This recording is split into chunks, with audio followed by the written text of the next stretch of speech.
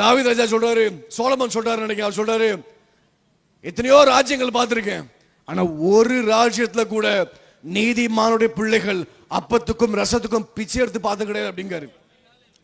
நீங்கள் இயேசுவால் நீதிமானாகப்பட்ட மகள், இயேசுவால் நீதிமானாகப்பட்ட மகன். நீங்க கடவுள் உங்க வாழ்க்கையை மாத்துவார்.